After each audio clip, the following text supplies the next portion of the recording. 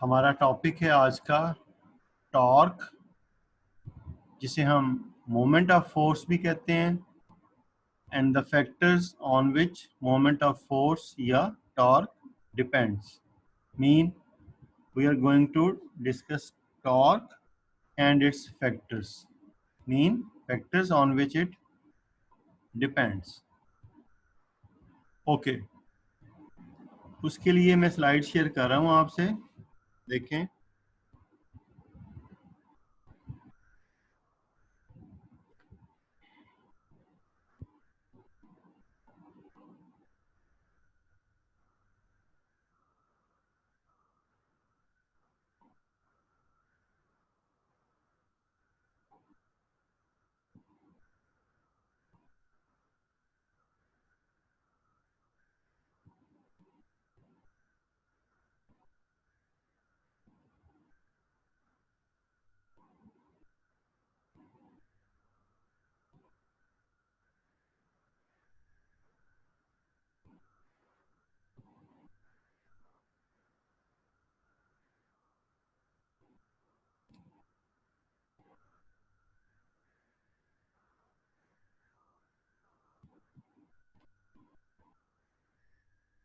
So this is the topic torque, और हम इसे मोमेंट ऑफ फोर्स भी कहते हैं, and the factors on which torque depends. These are the topics and these are the objectives. Okay,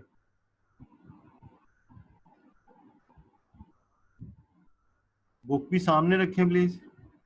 हमारी book page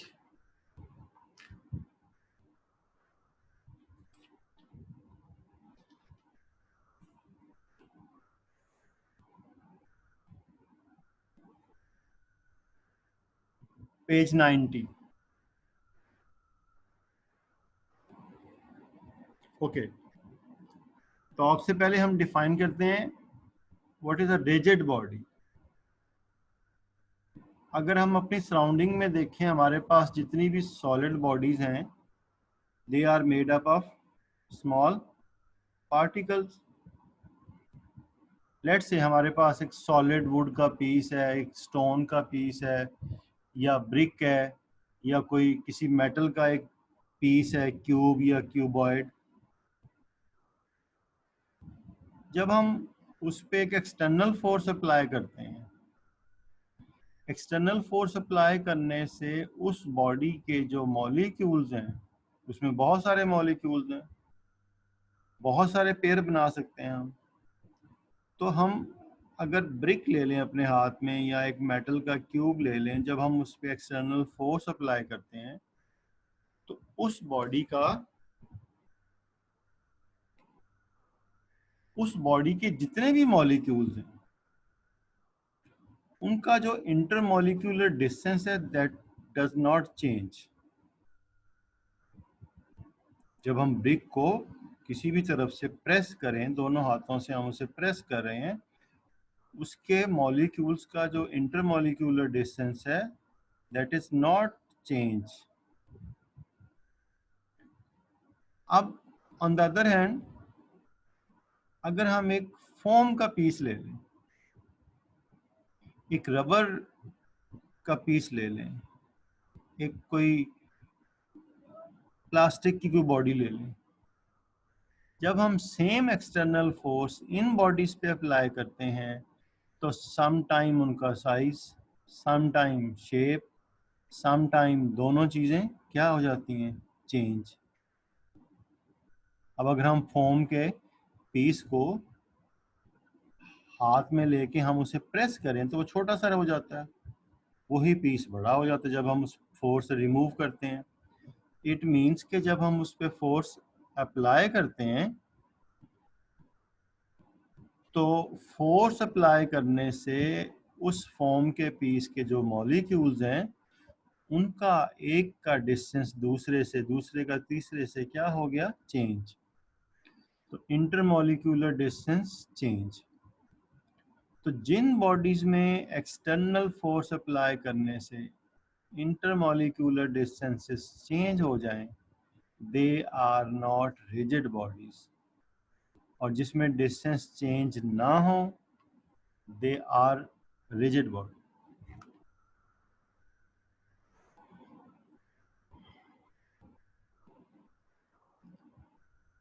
तो आप देख सकते हैं ये सामने हमारे पास एग्जांपल अगर आप देखें, ये एक सॉलिड पीस है, ऐसे ये एक स्लैब है, पीस है वुड का, स्टोन का, मेटल का। अगर हम इन पे फोर्स अप्लाई करें तो इन बॉडीज के जो मॉलिक्यूल्स हैं उनका इंटरमॉलिक्यूलर डिस्टेंस चेंज नहीं होगा, इनकी शेप, इनका साइज फिक्स रहेगा। तो इन्हें हम कहते हैं रिजिड बॉडीज। और जिन सॉलिड बॉडीज पे हम फोर्स अप्लाई करें उनकी शेप या उनका साइज चेंज हो जाए, उन्हें हम कहते हैं इलास्टिक बॉडीज। ये जो हम कपड़ों में इस्तेमाल करते हैं इलास्टिक, जिसे हम रूटीन में लास्टिक इलास्टिक कहते हैं, बेसिकली उसको क्या होना कहना चाहिए, इलास्टिक। तो ये हम चैप्टर 7 में पढ़ेंगे, इलास्टिसिटी एंड इलास्टिक बॉडीज। यहाँ हमने किसको डिफाइन किया है, rigid bodies.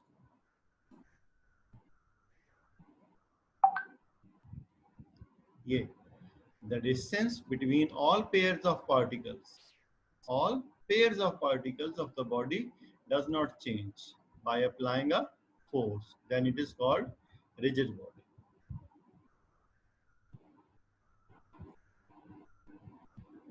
Axis of rotation, let's say ये कोई पोल है,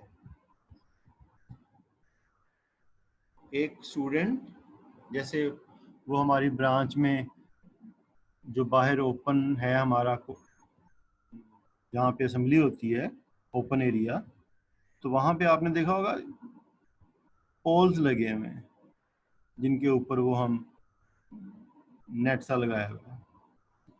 तो अब अगर एक बच्चा उस पोल को पकड़ के उसके राउंड अबाउट रोटेट कर रहा है, तो वो जो पोल है उसे हम कहेंगे एक्सिस ऑफ रोटेशन।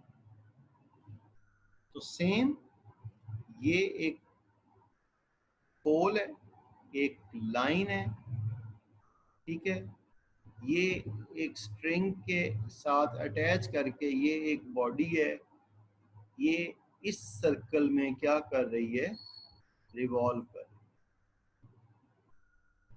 इस रेडियस आर सर्कल में।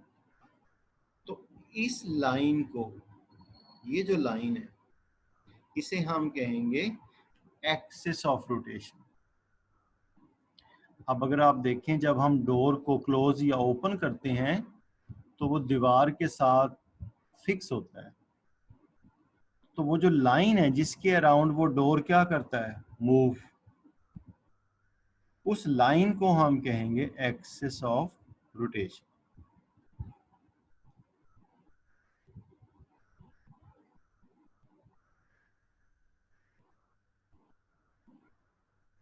अब हमारे पास है हमारा जो टॉपिक है आज का,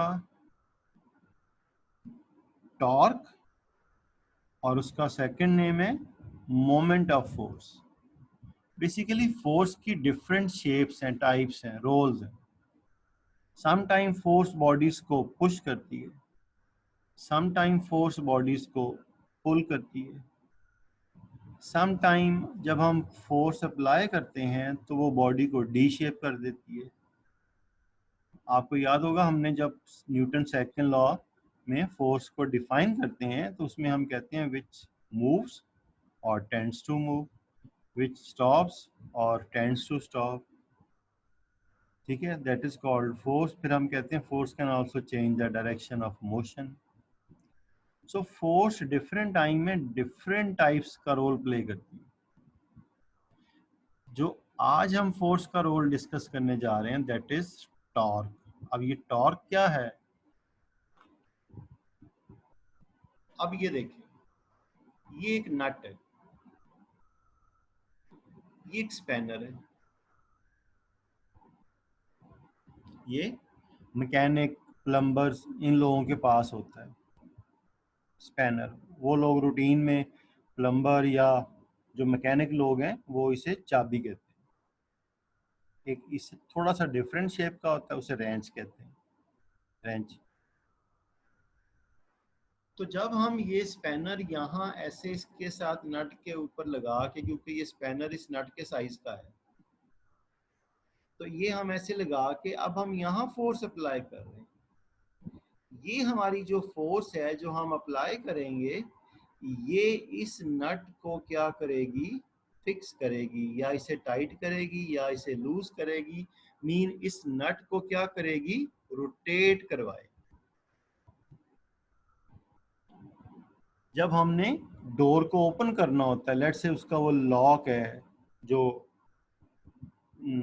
राउंड शेप का होता है, पहले हम उस पे फोर्स अप्लाई करके उस डोर का जो नॉब होता है, ठीक है, हम उसे क्या करते हैं, रोटेट। तो हम उसे घुमाते हैं, हम उस जो फोर्स अप्लाई करते हैं वो फोर्स उस डोर के नॉब को रोटेट करती है। जैसे हम जब बर्नर सुई गैस का चूल्हा या कुकिंग रेंज या कोई ऐसी चीज़ हम ऑन करते हैं, तो हम उसके जो उसका नॉब होता है, स्विच होता है, बटन होता है, तो हम उसे क्या करते हैं, रोटेट। ठीक है, पानी के टैप को हम खोलते हैं। तो जब हम इन चीज़ों पे फोर्स अप्लाई करते हैं तो ये जो हमारी फोर्स है वो इन चीज़ों को क्या कर देती है, टर्न, रोटेट कर देती, घुमा देती। तो यहाँ हमारी फोर्स में टर्निंग इफेक्ट है। ठीक है, डोर को हम खोलते हैं तो डोर मूव नहीं करता, डोर रोटेट करता है, टर्न करता है, घूमता है। सो हम टॉर्क को डिफाइन कर रहे हैं, the turning effect of a force. अब अगर हम एक छोटे से बच्चे को कहीं भी जाओ, घर का मेन गेट खोला, वो बेचारा 2 साल का बच्चा पूरा अपना पूरा जोर लगा रहा है, अपनी पूरी फोर्स अप्लाई कर रहा है, but he is unable to open the door, open the gate. तो वो जो फोर्स अप्लाई कर रहा है, his force has no turning effect. Why? Because he is unable to rotate the door, to open the door, to open the gate. So the force which he is applying has no turning effect. So अगर किसी force में turning effect है, हम कहेंगे torque. This force has produced torque या moment of force, दो नाम है इसके। तो फोर्स का किसी बॉडी को टर्न करने की जो कैपेसिटी है, जो इफेक्ट है, उसे हम कहते हैं टॉर्क। इसको इस सिंबल से डिनोट करते हैं, इसे बोलते हैं टॉर्क। ये लैटिन सिंबल है और इसे हम बोलते हैं टॉ, TAU, मोमेंट ऑफ फोर्स।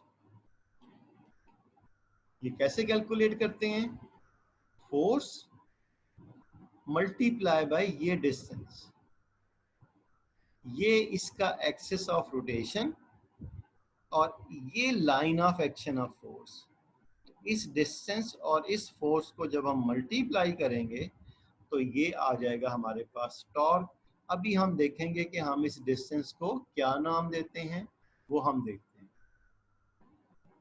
ये जब हम इस स्टीयरिंग व्हील पे फोर्स अप्लाई करेंगे अपने हाथों से, तो ये क्या करेगा, टर्न। तो इट मींस हम इसमें टॉर्क प्रोड्यूस करेंगे, मोमेंट ऑफ फोर्स।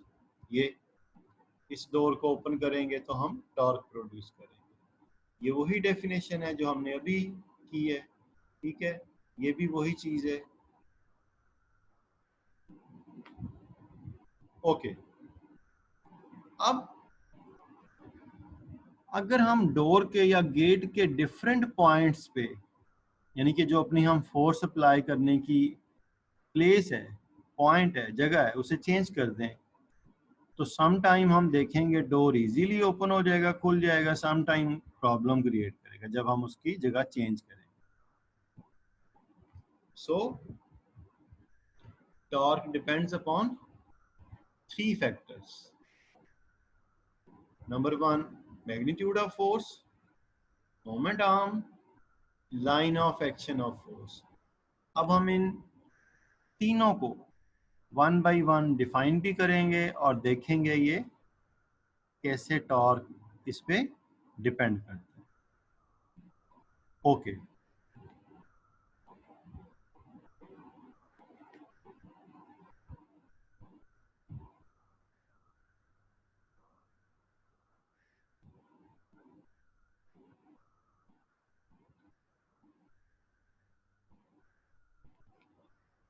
पहले हम ये एग्जांपल लेते हैं।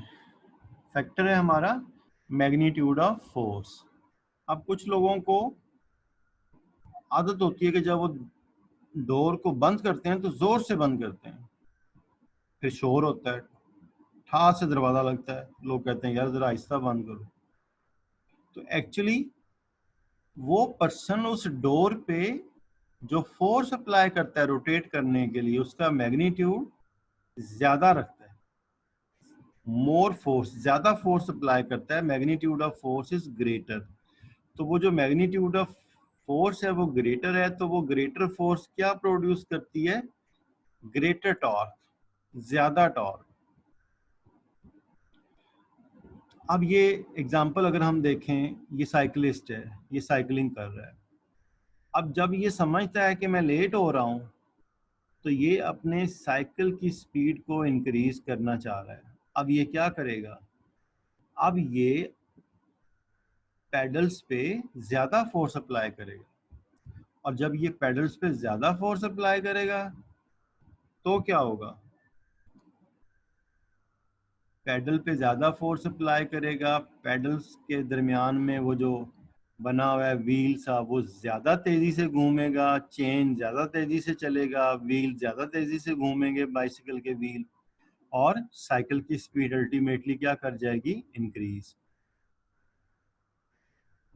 तो इसका मतलब है जब हम बाइसिकल चलाते हुए, साइकिलिंग करते हुए स्मॉलर फोर्स अप्लाई करते हैं तो व्हील किस तरह रोटेट करते हैं? स्लोली। और जब हम ज़्यादा फोर्स अप्लाई करते हैं तो क्या होता है?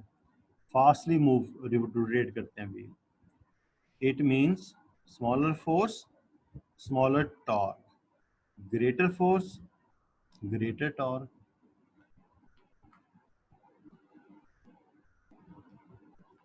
यहाँ भी यही है। अगर हम एक किसी बच्चे को कहेंगे स्पैनर पे फोर्स अप्लाई करे और वो थोड़ी सी फोर्स अप्लाई करे तो ये नट नहीं खोलेगा, तो हमें फिर ज़्यादा फोर्स अप्लाई करनी पड़ेगी। So magnitude of force mean हम कितनी ज़्यादा फोर्स लगाएं उतना ज़्यादा टॉर्क प्रोड्यूस होगा। अगर हम बाइसिकल को स्टैंड पे खड़ा करके, वो जो डबल स्टैंड नहीं होता, पुराने बाइसिकल में आता है डबल स्टैंड, उस पे खड़ा करके हम व्हील को ज़ोर से घुमा दें तो व्हील क्या करेगा? काफ़ी देर घूमता रहेगा। तो इस तरह बहुत सारी हमारे पास एग्जांपल्स हैं। वो जो पार्क में एक होता है, क्या उसे कहते हैं, जिसमें छोटे छोटे बच्चों को बिठा के तो हम उसको घुमाते हैं बाहर खड़े होके, साइड पे खड़े होके, कुछ उसका नाम है।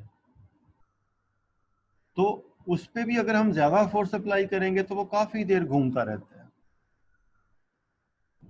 So magnitude of force and the torque directly proportional. ये अब इस बच्ची के लिए इसका वेट ज्यादा है, इसकी फोर्स ज्यादा है, तो इसको सीसा को रोटेट करना इसके लिए क्या है? ज्यादा इजी है। तो जब अगर ये दोनों इक्वल डिस्टेंस पे बैठे हों तो ये नीचे होगी और ये ऊपर होगी। Greater force, greater torque, smaller force, smaller torque. Second factor है मोमेंट आर्म। अब पहले हम डिफाइन करते हैं कि ये मोमेंट आर्म क्या है। अब जिस चीज को हम रोटेट करवा रहे हैं उसका जो एक्सिस ऑफ रोटेशन है वो ये है। यहां हम फोर्स अप्लाई कर रहे हैं। यहां समझ लें आप डोर का नॉब है, हैंडल है, और यहाँ वो लाइन है, यहाँ वॉल है जिसके अराउंड इस बॉडी ने मूव करना है। तो this is the perpendicular distance between the line of action of force हम जो फोर्स अप्लाई करेंगे वो ये इस डायरेक्शन में अप्लाई करेंगे, this is called line of action, and this is the axis of rotation. ये अभी एक यहाँ पे शुरू में हमने डायग्राम देखी थी, ये this is the axis of rotation, this is the body and this is the line of action of force, और इस डिस्टेंस को हम कहेंगे मोमेंट आर्म।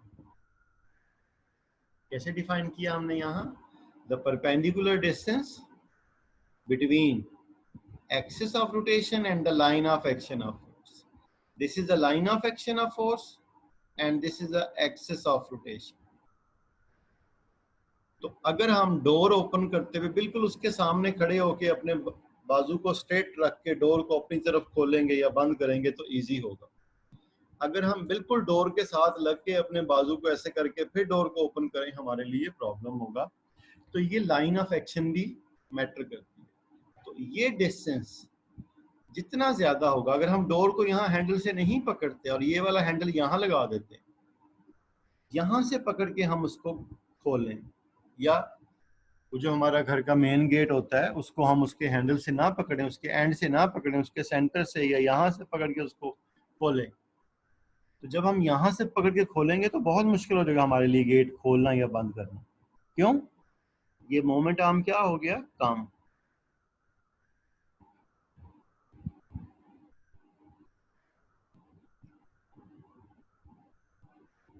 ये अब अगर हम ये स्पैनर यूज कर रहे हैं, इस स्पैनर की टोटल लेंथ है 2 फुट फिट, ये जो हम रूटीन में यूज करते हैं स्केल हमारा 1 फीट का। तो अब अगर हम अपने एक हाथ से फोर्स अप्लाई करते हैं यहाँ,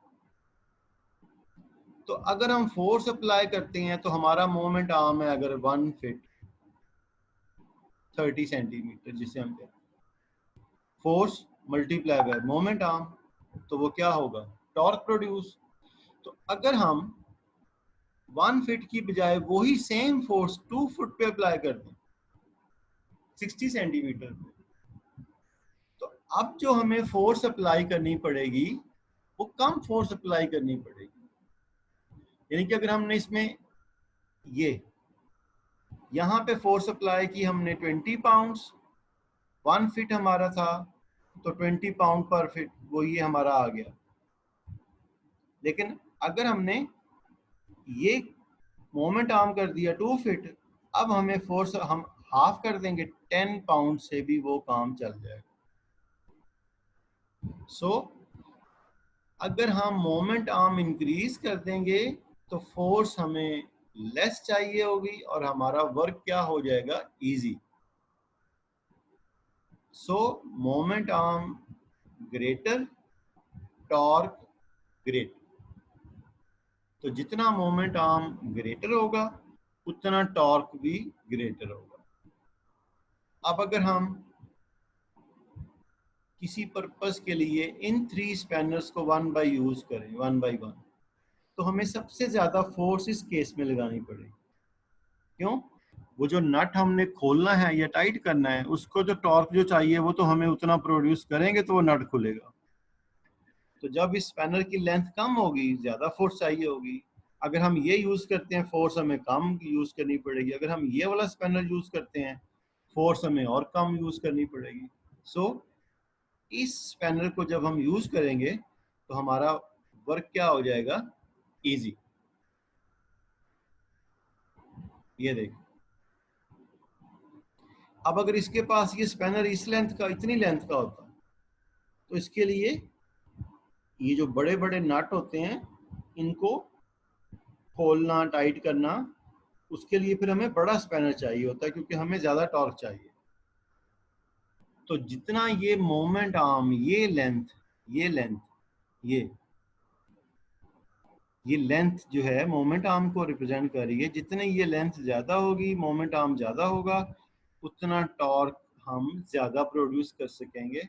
अगर इस स्पैनर की लेंथ हम कर दें हाफ, तो इस अकेले आदमी से ये काम नहीं होगा।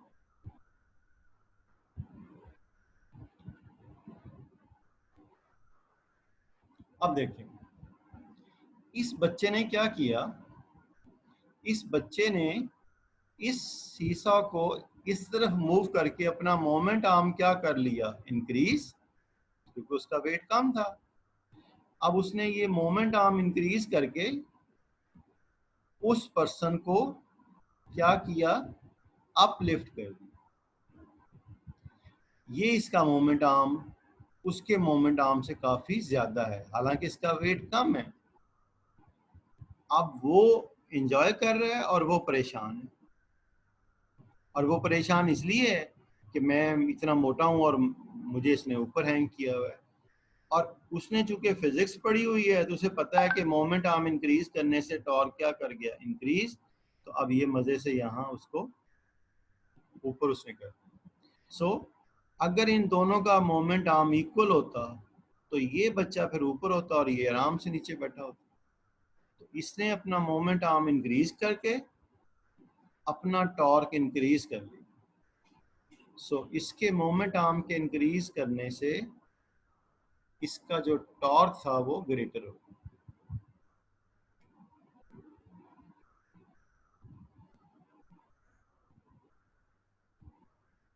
अब थर्ड फैक्टर है लाइन ऑफ एक्शन। अगर हम बिल्कुल स्ट्रेट डोर से दूर खड़े होकर अपने बाजू को सीधा रखें और डोर को ओपन करें या क्लोज, तो क्या होगा, इजीली डोर ओपन क्लोज हो जाएगा। अगर हम दीवार के साथ लग के खड़े हो जाएं और अपने बाजू को एक साइड पे करके डोर खोलें या क्लोज करें या डोर के साथ लग जाएं, तो फिर हमारे लिए क्या होगा, मुश्किल हो जाएगा। तो ये अब लेट से कि यहाँ डोर है, हम अगर तो डोर को ओपन या क्लोज करने के लिए जो फोर्स अप्लाई करते हैं उसकी लाइन ये है। अगर ये फोर्स हम ऐसे लगाएं, ऐसे, तो हमारा जो टॉर्क है वो कम हो जाएगा। तो इस लाइन को, the line long which a force acts, कौन सी फोर्स, जो टॉर्क प्रोड्यूस कर रही है, हम किसी और फोर्स की बात नहीं कर रहे। तो this is the line of action. ये इस डायग्राम में देखें, यहां देखें। अगर ये फोर्स हम यहां अप्लाई करेंगे ना, यहां, ये इजी हो जाएगा। हम यहां अप्लाई करें तो प्रॉब्लम होगा इस बॉडी को रोटेट करने के लिए। अगर हम इधर की बजाय ये फोर्स ऐसे लगाएं तो भी प्रॉब्लम होगा, तो भी बॉडी मुश्किल से रोटेट करेगी। तो जो राइट डायरेक्शन है, जो सही लाइन ऑफ एक्शन है, वो क्या है, वो ये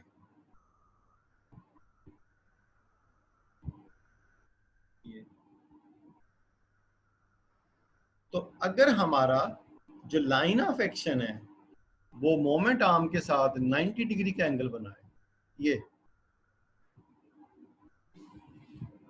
this is the line of action और ये हमारा moment arm, this is 90 degree.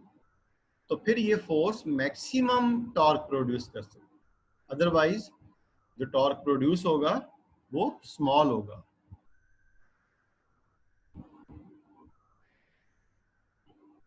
ये इसकी डेफिनेशन आ गई।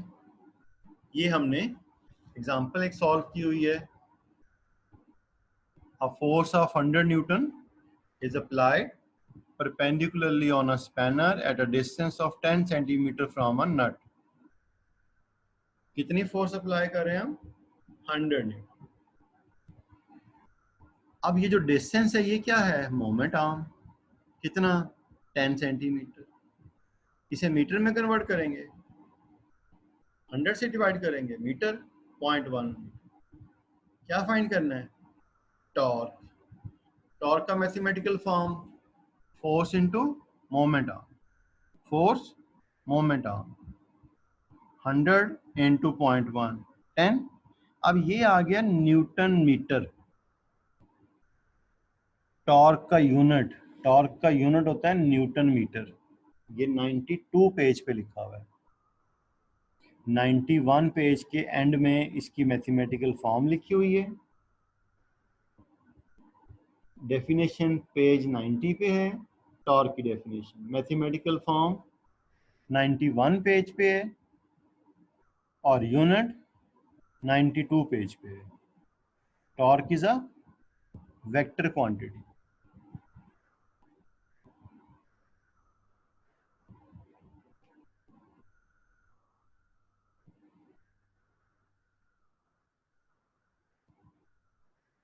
जी, any question girls? No, sir. Clear? ये बाकी लोगों को भी आज मैसेज दे दीजिएगा कि जी सर। गोश्त खाना छोड़ दें, अब ईद ख़त्म हो गई है, ठीक है? और अब दाल खाएं और क्लासेस अटेंड करें, ठीक है? जी सर। हाँ, ईद ख़त्म हो गई है और अब क्लासेस स्टार्ट हो गई हैं, तो उन्हें बता दीजिएगा कि आज क्लास हुई है, ठीक है? तो अब ये मैंने स्लाइड्स ग्रुप में शेयर कर दी हैं, आप वहाँ से इनको देख सकते हैं और अपनी जो बुक का पेज 90 एंड 91 है उसको थॉरली रीड करें, उसको देखें। इसमें हमारे पास शॉर्ट क्वेश्चन हैं। Define rigid body, define axis of rotation, Define axis of rotation. Define torque. Define torque. ये क्या शुरू कर दिया है? शरारतों से बाज नहीं आते आप लोग।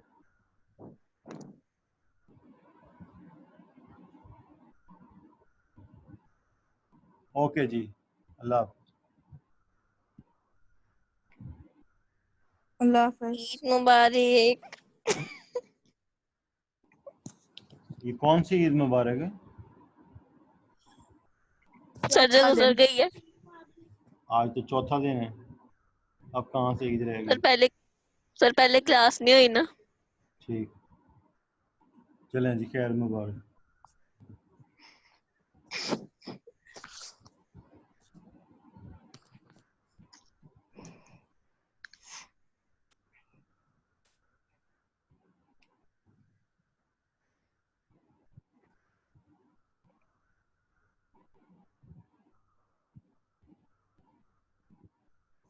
क्लास खत्म हो गई है।